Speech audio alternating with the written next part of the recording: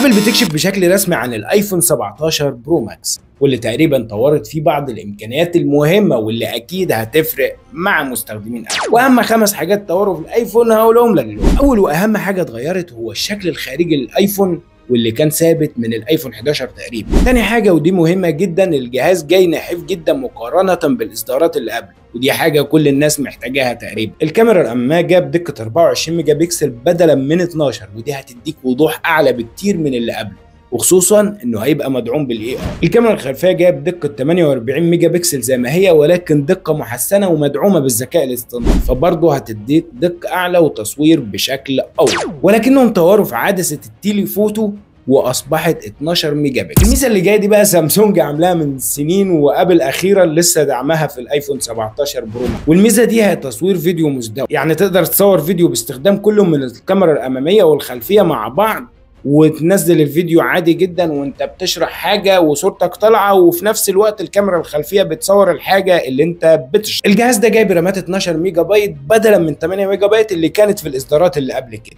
والبطاريه بقى، ودي اهم ما في الموضوع، ابل طورت فيها جدا في الجهاز ده لدرجه انه بقى بيفرق عن اللي قبله ب8 ساعات اداء كامل للجهاز، بالاضافه الى ان الشاحن بقى 35 واط. الواي فاي جاي بشريحه جديده من ابل اسمها واي فاي 7، ودي بتخلي الواي فاي اسرع بمراحل. الجهاز حتى الان مش متوفر بشكل رسمي، ولكن هيبقى متوفر لاول مره في شهر سبتمبر، وسعره هيتراوح من 1200 دولار لما فوق حسب سعر كل. انا بالنسبه لي بستخدم سامسونج اس 24 الترا، ومرتاح جدا في تعاملي معاه وفي التصوير وفي كل حاجه، وفي شغله وفي خفيه وفي اداء وفي بطاريه وفي كل حاجه مديني اداء زي الفل. لو انت بقى من مستخدمين ابل، تفتكر هل ايفون 17 برو ماكس يستاهل الشراء ولا لا؟ ونوع تليفونك ايه؟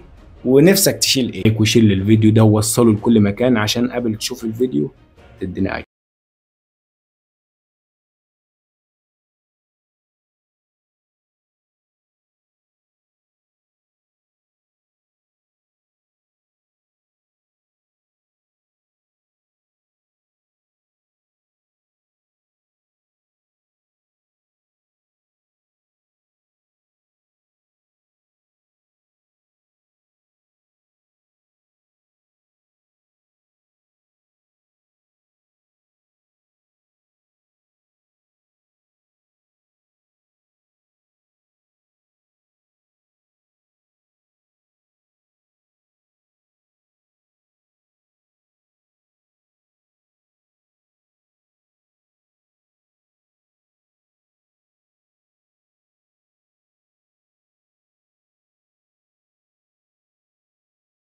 وفي النهايه ما تنساش تصلي على النبي.